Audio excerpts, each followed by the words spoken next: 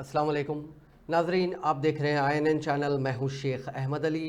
इस news bulletin में आइए नज़र डालते हैं दिन भर की बड़ी खबरों पर। दारुल हुकूमत हैदराबाद के अलावा रियासत के कई अजला इन दिनों क़यामत ख़ैज़ गर्मी की लपेट में हैं। इसी दौरान महकमे मौसमियात ने इंतबाह दिया है कि रियासत में आइंदा 4 दिनों तक दर्जे हरारत में मज़ीद इजाफे का इम्कान है। दर्जे हरारत 48 डिग्री सेल्सियस तक भी पहुँच सकता है। इस सिलसिले में आवाम को एहतियात बरतने का मशवरा दिया गया। सुबह के औकात से ही गर्म हवाओं का सिलसिला जारी है, जो शाम 6 बजे के बाद भी देखा जा रहा है। रियासत के चंद मकामात पर दर्जे हरारत 46 डिग्री से तजावुज़ कर गया। जगतियाल ज़िले के अलीपुर में 46.8 डिग्री सेल्सियस, करीमनगर ज़िले के वेनावंका में 46.8 डिग्री, नलगुंडा ज़िले के तुलवदौरपल्ली में 46.7 डिग्री, नारायणपेट ज़िले के ओटकुर में 46.4, ऐसे ही मुख्तलिफ अज़ला और मुख्तलिफ मकामात पर 46 से 45 डिग्री तक दर्जे हरारत रिकॉर्ड किया गया है। महकमे मौसमियात ने तेलंगाना के कई अज़ला में दर्जे हरारत के पेश नज़र रेड अलर्ट और चंद अज़ला में येलो अलर्ट जारी किया है। लोकसभा इंतखाबात की ड्यूटी अंजाम देने वाले मुलाजिमीन और ओहदेदारों ने अपने हक़ राय दही से इस्तिफ़ादा किया। ज़िले हैदराबाद में पहले रोज़ मजमूई तौर पर 852 अफराद ने वोट का हक़ इस्तेमाल किया। सिकंदराबाद पार्लिमानी हल्के के पिकेट केंद्रीय विद्यालय में पोस्टल बैलेट के इस्तेमाल के लिए एक मरकज़ कायम किया गया था, जहां 342 अफराद ने अपने हक़ राय दही का इस्तेमाल किया। सिकंदराबाद कंटोनमेंट असम्बली के ज़मनी इंतखाब के दौरान 488 अफराद ने हैदराबाद पार्लियामेंट के हल्के में ऑल सेंट स्कूल सेंटर और 22 अफराद ने कंटोनमेंट के CEO के दफ्तर में वाक़ सेंटर में अपने वोट के हक़ का इस्तेमाल किया। हैदराबाद DCC के सदर और हैदराबाद लोकसभा हल्के के कांग्रेस उम्मीदवार मोहम्मद वलीउल्लाह समीर ने हैदराबाद के अवाम को दरपेश देरीना मसाइल को हल करने के लिए एक जामे मंसूबे का ऐलान किया। वलीउल्लाह समीर ने वादा किया कि वो तारीखी शहर हैदराबाद में मुस्बित तब्दीली की लहर लाएंगे। हफ्ते को एक बड़ी बाइक रैली के दौरान वलीउल्लाह समीर ने पुराने शहर में बेरोज़गारी, तालीमी खला और नाकाफ़ी शहरी सहूलियात से निपटने का अहद किया। उन्होंने नौजवानों को बाइख्तियार बनाने, तालीम की बहाली, मसावी सेहत की देखभाल को यकीनी बनाने और समाजी व इक़्तिसादी तफावत को दूर करने का वादा किया। उन्होंने पुराने शहर की तरक्की के लिए 5000 करोड़ रुपए का खुसूसी पैकेज हासिल करने का आज़म भी जाहिर किया, जिससे मकामी सनतों को फ़रोग़ देने और नए कारोबारों को राग़िब करने में मदद मिलेगी, जिससे हज़ारों बराह रास्त रोज़गार के मौक़े पैदा होंगे।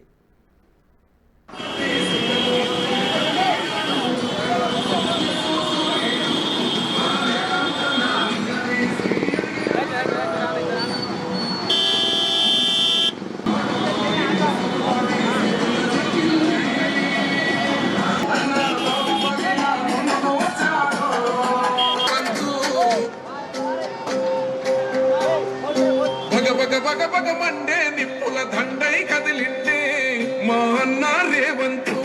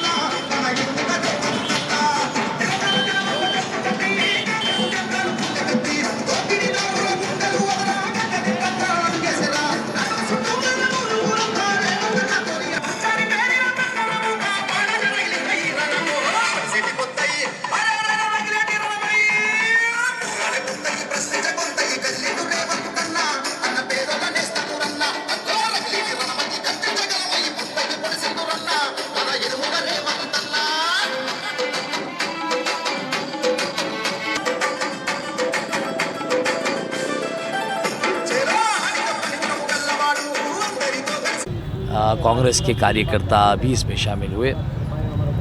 हम निकले थे एक DRDL से हम शुरू हुए। हम शुरू होते वक्त हम शायद एक 100 या 150 लोग थे, मगर जैसे जैसे हम लोग आगे चलते गए ये देखने को मिला कि लोग वॉलंटरीली जुड़ते गए और एक बड़ा कारवां बन गया। तो आज वहाँ से हम लोग उप्पुगुड़ा की गलियाँ सारी अंदर से जितना हमारे हिंदू भाइयों का एरिया था वो पूरा एरिया हम लोग आज रैली के थ्रू कवर किए। काफ़ी हमको अच्छा रिस्पांस आया, लोग खुद से हमारे साथ जुड़ते गए। हमारा जो मोहब्बत का पैगाम है, जो हमारे राहुल गांधी जी का पैगाम है कि नफ़रत की दुकान बंद करो और मोहब्बत की दुकान शुरू करो, ये पैगाम आज हम सबको पहुंचाते रहे, घरों पे पैम्पलेट्स बढ़ते रहे इस चीज़ के। और लोगों में एक जोश है, लोगों को कांग्रेस को लेके एक उम्मीद है। लोग इस बार मज़हब के नाम पे की गई सियासत जो बीजेपी और MIM करते हैं उससे दूर होकर मज़हब के नाम पर वोट नहीं देना चाहते। लोग चाहते हैं कि उनकी जगह डेवलप हो और वो लोग डेवलपमेंट को वोट करें। कांग्रेस पार्टी एक सेक्युलर पार्टी है जो हिंदू, मुस्लिम, सिख, ईसाई को साथ लेके चलती है और कांग्रेस पार्टी एक ही ऐसी पार्टी है जो चाहती है कि डेवलपमेंट हो।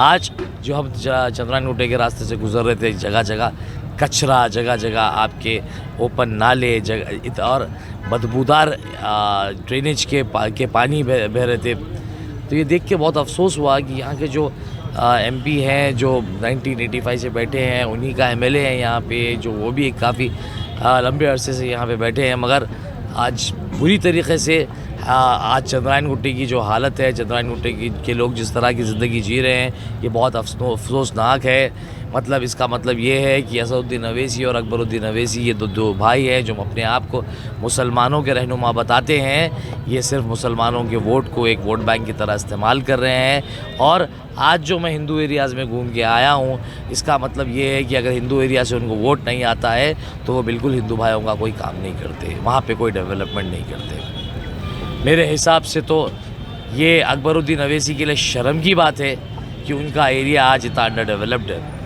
मैं वादा करता हूँ अगर मैं हैदराबाद से जीतता हूँ और आपके बीच में MP बन के आता हूँ तो इन सारे मसाइल पे मैं काम करूँगा। सबसे पहले मैं यहाँ के सिविक कम्युनिटीज़ पे काम करूँगा, यहाँ पे अच्छे स्कूल्स वगैरह, यहाँ की जो गंदगी है, यहाँ के जो ओपन ड्रेनेज नाले हैं, इन सब को बंद करने की और ये कोशिश करूँगा कि चंद्रायन गुट्टा भी एक बेहतरीन हाईटेक सिटी के जैसा एक एरिया बने, जहाँ पे अच्छी अच्छी बिल्डिंग्स हो, जहाँ पे अच्छे रोड्स हों, जहाँ पे अच्छा सैनिटेशन सिस्टम हो, ताकि यहाँ के लोग भी एक खुशहाल ज़िंदगी जी सकें। तो मेरा आपसे अपील है कि इस बार जो लोग मज़हब के नाम पे सियासत कर रहे हैं, जो लोग हिंदू भाई को मुसलमान से डराते हैं और मुसलमान भाई को हिंदू से डराते हैं, उनको आप सोच समझ के इस बार 13 मई के दिन आप अपने वोट का इस्तेमाल सोच समझ के कीजिए। वज़ीर आला रेवंत रेड्डी ने कहा कि तेलंगाना में बीजेपी और BRS दोनों मिलकर कांग्रेस के खिलाफ साजिश कर रहे हैं। कुत्तागुड़म के जलसे आम से खिताब करते हुए उन्होंने कहा कि मोदी ने तेलंगाना रियासत की तश्कील के अमल की तौहीन की है। क्या तेलंगाना की तश्कील की तौहीन करने वाले बीजेपी कायदीन को वोट मांगने में शर्म नहीं आ रही है? बीजेपी ने तेलंगाना को सिर्फ गधे का अंडा दिया। असम्बली इंतखाबात सेमीफाइनल थे, इन इंतखाबात में KCR की हड्डी टूट गई थी। उन्होंने कहा कि आने वाले इंतखाबात में गुजरात का मुकाबला तेलंगाना टीम के साथ है। फाइनल में गुजरात को शिकस्त देना है और चैंपियनशिप हासिल करना है। ఇయాల ఇక్కడ చూడండి, మనం బయ్యారం ఉక్కు కర్మాగారం అడిగితే బీజేపీ మన గాడిద గుడ్డి ఇచ్చింది. మనం రైల్వే కోచ్ ఫ్యాక్టరీ వరంగల్కి అడిగితే బీజేపీ గాడిద గుడ్డి ఇచ్చింది. మనం ITIR కారిడార్ అడిగితే ఇయాల బీజేపీ గాడిద గుడ్డి ఇచ్చింది. ఇయాల IIIT గిరిజన యూనివర్సిటీ అడిగితే తెలంగాణకు గాడిద గుడ్డి ఇచ్చింది బీజేపీ. మరి నేను అడుగుతున్న మిత్రులారా, ఇయాల తెలంగాణకు గాడిద గుడ్డి ఇచ్చిన బీజేపీకి మనం ఓటేద్దామా, కర్రు కాల్చి వాత పెడదామా? మీరు ఒక్కసారి చెప్పండి అని చెప్పి నేను అడుగుతున్నా. అదేవిధంగా ఇవాళ రైతు రుణమాఫీ గురించి, రైతు బంధు గురించి చంద్రశేఖరరావు మాట్లాడుతుండు. మరి చంద్రశేఖరరావు మతుండు మాట్లాడుతుండో మందేసి మాట్లాడుతుండో నాకైతే అర్థం కాలే. వేసినాక దిగినాక మాట్లాడుతుండో వేసే ముందు మాట్లాడుతుండో. రైతు బంధు పథకం వేస్తలేరని ఓ సన్నాసోడా, సోయలేనోడా, చవట, దద్దమ్మ, దిక్కుమాలినోడా, దివానగా నువ్వు దిగిపోయినాడు మా బట్టి విక్రమార్క గారి చేతిలో 7 లక్షల కోట్ల రూపాయల అప్పుతోని దివాలా తీసిన సంసారం మొత్తం దివాలా తీసి నెత్తి మీద 7 లక్షల అప్పు పెట్టినావు. ఆయన గట్టోడు కాబట్టి బట్టి ఎట్లో గట్ల తట్టుకొని ప్రతి నెల 1వ తారీఖు నాడు జీతాలు ఇస్తున్నాడు, పెన్షన్లు ఇస్తున్నాడు. ఆయన చేసిన అప్పులకు, ఆయన పెట్టిన ఉద్యోగులకు 5,000 కోట్లు నువ్వు చేసిన అప్పులకు కట్టిండు. 27,000 కోట్ల రూపాయలు బ్యాంకులకు చెల్లించిండు. ఇవాళ ఆల్రెడీ 69 లక్షల మంది రైతులుంటే 64 లక్షల మంది రైతులకు రైతు భరోసా పథకంలో चीफ मिनिस्टर रेवंत रेड्डी के काफिले में शामिल गाड़ियों की इलेक्शन अमला और पुलिस ने तलाशी ली। ये तलाशी खम्मम में ली गई, जहां चीफ मिनिस्टर रेवंत रेड्डी कोत्तागुडम में जलसे आम से खिताब करने के लिए पहुंचे थे।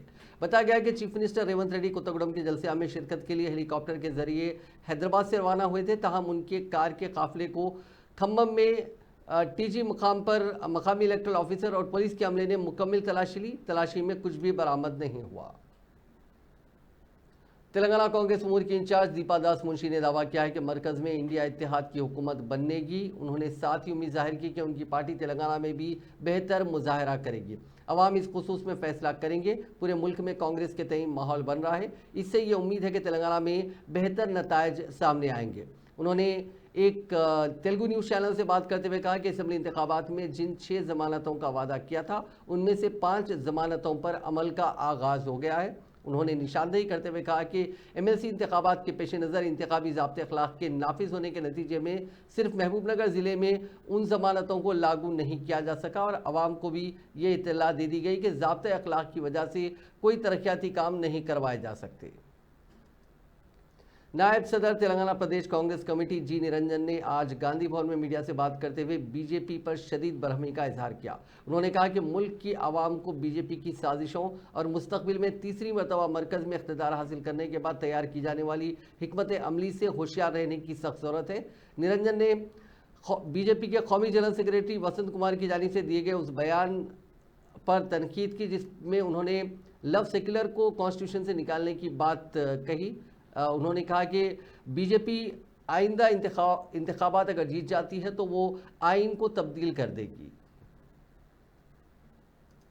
निजामाबाद पार्लियामेंट के कांग्रेस उम्मीदवार जीवन रेड्डी ने खातून मजदूर के गाल पर थप्पड़ मार दिया। आरमूर हल्के के आरमूर मंडल के गोविंद पाटे, चेपुर और विपरी गांव उस वक्त तनाज़ा बन गए जब निजामाबाद कांग्रेस के पार्लिमानी उम्मीदवार जीवन रेड्डी ने इंतखाबी मुहिम के दौरान एक खातून के गाल पर थप्पड़ मारा जब वो बात कर रही थी।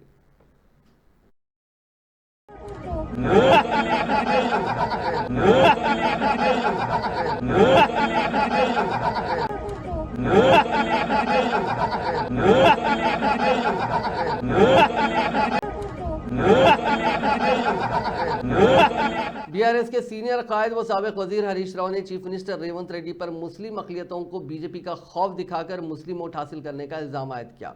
उन्होंने कहा कि असेंबली इंतखाबात में बीआरएस और बीजेपी के दरमियान खुफिया मुफाहमत होने का इल्ज़ाम आयद करते हुए मुसलमानों को गुमराह किया और उनके वोट हासिल करने में कामयाब हुए। लेकिन कविता की गिरफ्तारी के बाद चीफ मिनिस्टर रेवंत रेड्डी के इल्ज़ाम झूठे साबित हुए।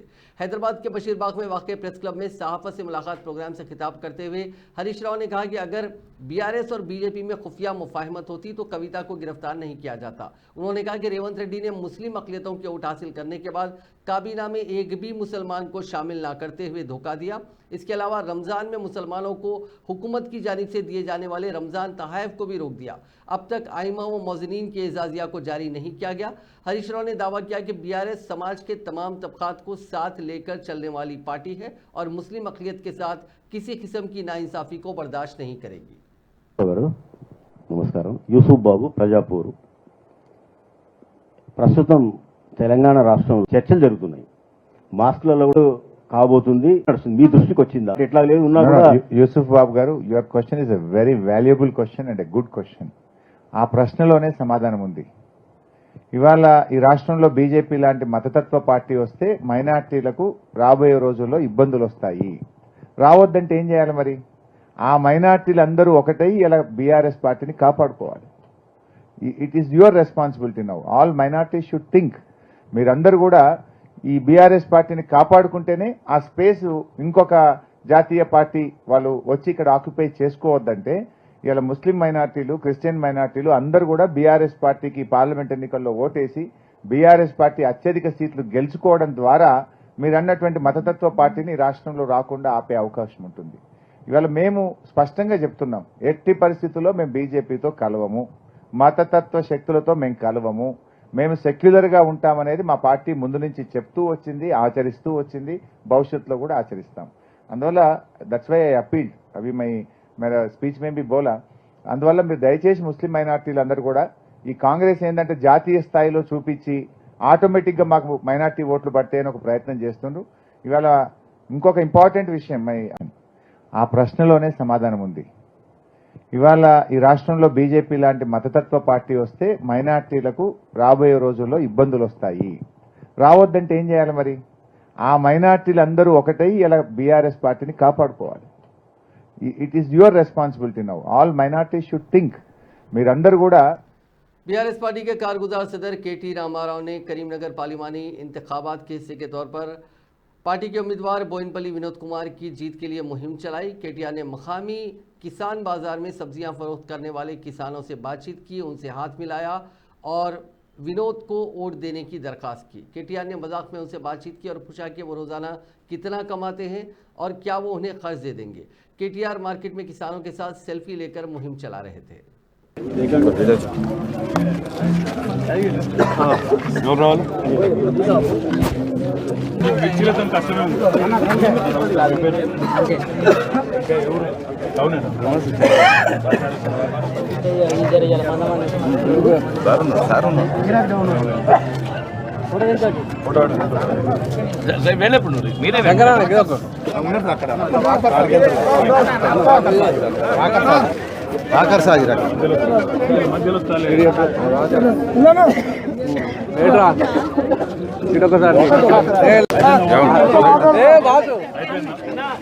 చేసి ఒక మంచి విద్యావంతుడు వినోద్ కుమార్ గారు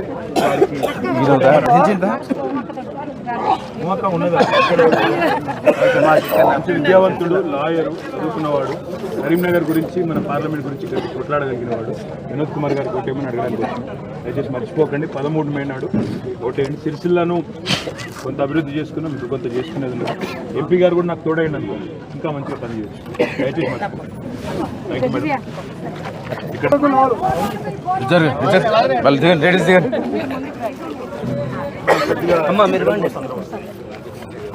thank you madam. Thank you madam.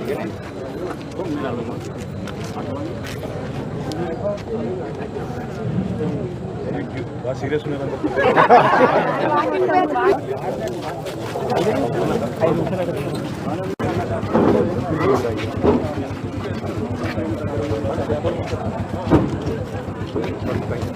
వాడు రాజేందర్ ఎడిపోతున్నారు, వాకింగ్ రెండు బండి మీద వస్తారు, పెట్టి వాకింగ్ చేస్తారు. Thank you. మర్చిపోకు, మాకు ప్రచారం చేస్తున్నారు, మర్చిపో.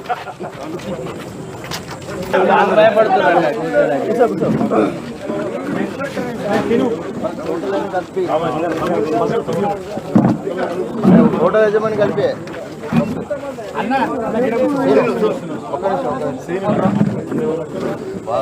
అమలు సంఘములు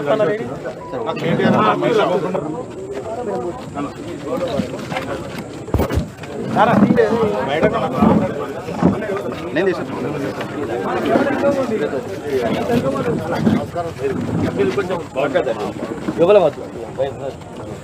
నమస్తే. నాకు అందరికి ఇచ్చినట్టు మళ్ళీ నాకు వేరే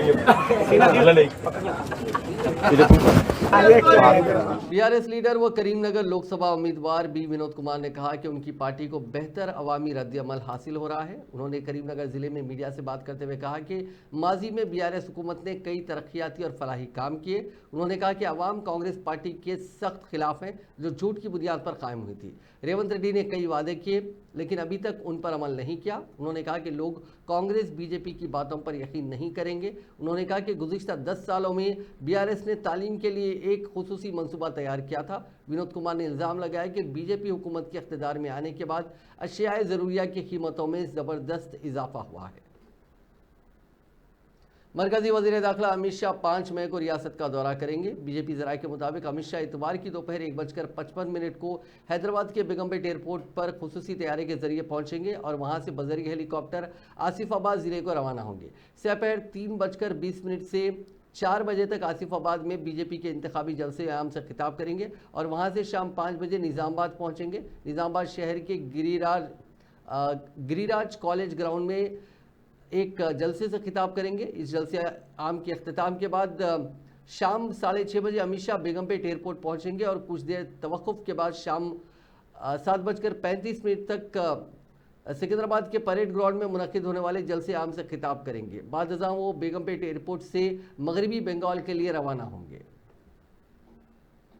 आंध्र प्रदेश बीजेपी की सरबराह व साबिक मरकजी वजीर डी पुरंदरेश्वरी ने इल्ज़ाम लगाया कि रियासत की हुक्मरान जमात वाईएसआर कांग्रेस के दौर में रियासत को हर तरह से नुकसान उठाना पड़ा। उन्होंने कहा कि जगन हुकूमत दारुल हुकूमत और पोलावरम प्रोजेक्ट की तामीर को मुकम्मल करने में नाकाम रही। उन्होंने एक तेलुगु न्यूज़ चैनल से बात करते हुए कहा कि बीजेपी तेलुगु देशम और जनसेना इत्तेहाद को रियासत में कामयाबी मिलेगी। उन्होंने इत्तेहादी जमातों के रहनुमाओं के साथ इंतखाबी मुहिम चलाई। फ़ोन टैपिंग केस की जारिया तहकीकात के दौरान यह हैरत अंगेज इंकशाफ हुआ है कि इस मकसद के लिए एक खानगी न्यूज़ चैनल के मालिक श्रावण राव ने इसराइल से असरी आला हासिल किया था, जिसके ज़रिए अहम सियासी कायदीन और अफराद के फ़ोन टैप किए जा रहे थे। पुलिस राय ने बताया कि अपने असर और रसूख का इस्तेमाल करते हुए श्रावण राव ने इस आले के उसूल में कामयाबी हासिल की थी, जिसका इस्तेमाल स्पेशल इंटेलिजेंस ब्यूरो के साबिक डिप्टी सुपरिंटेंडेंट पुलिस प्रणीत राव ने किया था। पुलिस ने इस केस में श्रावण राव को मुलजिम नंबर 6 बनाया है, जबकि एक गैर मामूली तब्दीली के तहत इस केस में एसआईबी के साबिक सरबराह प्रभाकर राव को मुलजिम नंबर 1 बनाया गया, जबकि कबलजी प्रणीत राव की मुलजिम नंबर 1 की हैसियत से निशानदेही की गई थी। केस की जामे तहकीकात के दौरान पुलिस को ऐसे सबूत हासिल हुए जिससे जाहिर होता है कि प्रभाकर राव ने ही फ़ोन टैपिंग स्कैंडल में अहम रोल अदा किया था। वज़ीर आला रेवंत रेड्डी से रोहित वेमुला की वालदा राधिका वेमुला ने मुलाकात की, उनके साथ इंसाफ करने का मुतालबा किया। वेमुला प्रशांत के मुकदमे को दोबारा तहकीकात करने का मुतालबा किया। वज़ीर आला ने उनको तयक़ुन दिया कि इस मुकदमे में उनको इंसाफ दिलाने की वो पूरी कोशिश करेंगे। हैदराबाद सेंट्रल यूनिवर्सिटी के तालिब इल्म रोहित वेमुला की 2016 में खुदकशी के मामले में पुलिस की जानिब से अदालत में क्लोजर रिपोर्ट दाखिल करने के मामले पर रद्द-ए-अमल जाहिर करते हुए रोहित वेमुला के भाई वेमुला राजा ने कहा कि इस मसले पर वज़ीर आला रेवंत रेड्डी से नुमाइंदगी की गई है, जिन्होंने रोहित वेमुला को इंसाफ दिलाने के लिए मुनसिफाना और शफाफ जांच का उनसे वादा किया। हमें यकीन है कि तेलंगाना की कांग्रेस हुकूमत इस मामले की दोबारा जांच करेगी। उन्होंने कहा कि ये क्लोजर रिपोर्ट दाखिल करने के बाद तेलंगाना के डीजीपी ने बयान दिया है कि वो इस केस की दोबारा जाँच करने जा रहे हैं और वो हाई कोर्ट में इस खुसूस में अर्जी दायर करेंगे।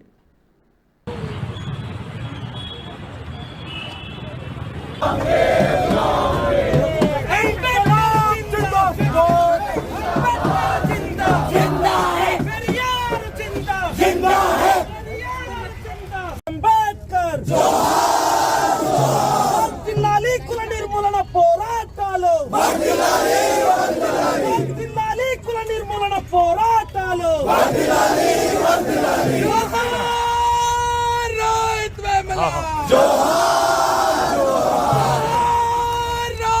వేముల रोहित वेमुला अमर रहे down down down down down Smriti Irani down down down down down Amit Shah down down down down down Smriti Irani down down down down down Rohith Vemula जिंदा है जिंदा है जिंदा है रोहित वेमुला जिंदा है जिंदा है जिंदा है जोहार रोहित वेमुला जोहार जोहार रोहित वेमुला जोहार। And we are here to repeat what Rohit has said, to tear off maybe these posters in this campus, to tear off the ideologies of the RSS in this campus, and you know even his memories has become untouchable for him. So here we are to reiterate what Rohit has said, and personally speaking, how not just in words, for me personally I am here declaring that the CMAP of the मरकजी वजीर दाखिला अमित शाह के video के साथ उलटफेर के case में एक अदालत ने मुलजिम अरुण रेड्डी को 3 दिन की पुलिस तहवील में दे दिया है। दिल्ली पुलिस ने जुमे को अरुण रेड्डी को गिरफ्तार किया था, जो तेलंगाना कांग्रेस के x account spirit of Congress की निगरानी करते हैं। जराये ने कहा कि अरुण रेड्डी को दिल्ली से गिरफ्तार किया गया। इस दौरान हैदराबाद साइबर क्राइम पुलिस ने 5 अफराद पी वंशी कृष्णा, एम सतीश, पी नवीन, अस्मा तस्नीम और के गीता को गिरफ्तार किया था, जो तमाम हैदराबाद के रहने वाले हैं और उन्होंने अमित शाह के उलटफेर वाले वीडियो को गश्त किया था। उन अफराद को बाद अज़ां हैदराबाद की अदालत में मशरूत जमानत पर रिहा कर दिया। दिल्ली पुलिस ने बीजेपी और मरकजी वजारत दाखिला की शिकायत के बाद एक FIR दर्ज की थी। ताज़ीरात हिंद और इंफॉर्मेशन टेक्नोलॉजी एक्ट की मुख्तलिफ दफात के तहत ये केस दर्ज किया गया। तहकीक कुरिंदों को news social media platforms x और मीडिया से उलटफेर के वीडियो के सिलसिले में कोई जवाब मौसूल नहीं हुआ। क़ब्ल-अज़ीं दिल्ली पुलिस ने केस के सिलसिले में पूछताछ के लिए चीफ मिनिस्टर तेलंगाना रेवंत रेड्डी को भी समन जारी किया था।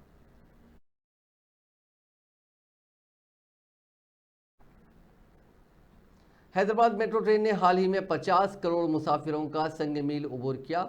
ग्रीन माइल्स लॉयल्टी क्लब का इफ्तिताह करने के बाद मीडिया से बात करते हुए हैदराबाद मेट्रो रेल के मैनेजिंग डायरेक्टर NVS रेड्डी ने कहा कि मुसाफिरों का मेट्रो पर एतमाद बढ़ा है। ये बात सामने आई है कि मेट्रो ट्रेन से 14 करोड़ 50 लाख लीटर ईंधन की बचत हुई है और रोजाना औसतन 5.5 लाख लोग सफ़र कर रहे हैं। उन्होंने कहा कि मेट्रो ट्रेन के दूसरे मरहले के लिए DPRs यानी डिटेल प्रोजेक्ट रिपोर्ट्स पहले ही तैयार कर लिए गए। तैराकी के दौरान सड़क के कीचड़ में फंस जाने के नतीजे में नौजवान की मौत हो गई। यह वाक़या तेलंगाना के ज़िले रंगारेड्डी के गोधाविरल्ली गांव में पेश आया। इस नौजवान, जिसकी शिनाख्त राम कृष्णा के तौर पर की गई, गर्मियों की छुट्टियों में अपने दोस्तों के साथ तैराकी करने गया था। मकामी अफराद ने बताया कि जब वो कुएं में तैरने गया तो उसका सर कीचड़ में फंस गया और वो ऊपर ना आ सका, जिसकी वजह से उसकी मौत हो गई। उन्होंने बताया कि जब दोस्तों ने उसके घर वालों को इतला दी तो कुएं में उसकी लाश नहीं मिली। बाद अज़ां माहिर तैराकों की मदद से उसकी लाश को कीचड़ से निकालने में कामयाबी हासिल की गई। हैदराबाद के खैरताबाद में लोहे के सामान की पुरानी दुकान में इत्तेफाकी तौर पर आग लग गई। आग के साथ साथ कसीब धुआं भी देखा गया, जिसके नतीजे में मकामी अफराद खौफजदा हो गए, जो अपनी जान बचाने के लिए दौड़ पड़े। इस बात की इत्तला पर फायर ब्रिगेड के अमले ने वहां पहुंचकर काफ़ी जद्दोजहद के बाद आग पर काबू पाया। इस वाक़े में किसी भी जानी नुकसान या फिर किसी के झुलसने की कोई इत्तला नहीं मिली। अलबत्ता बड़े पैमाने पर माली नुकसान ज़रूर हुआ। आग लगने की वजूहात का फौरी तौर पर पता नहीं चल सका।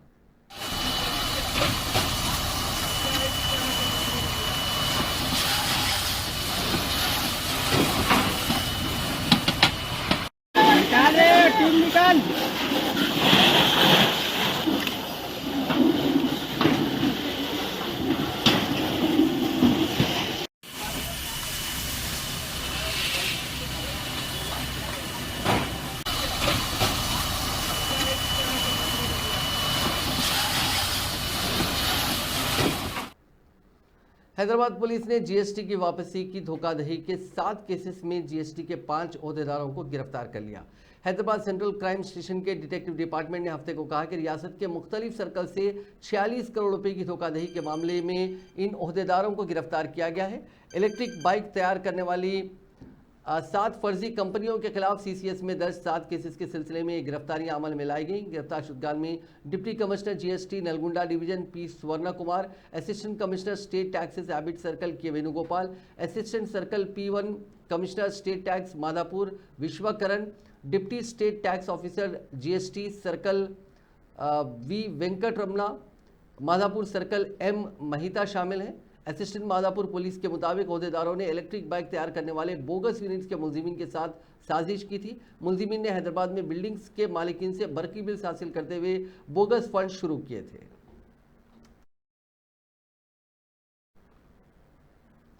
नाजरीन, इस न्यूज़ बुलेटिन में बस इतना ही। आप देखते रहिए INN चैनल।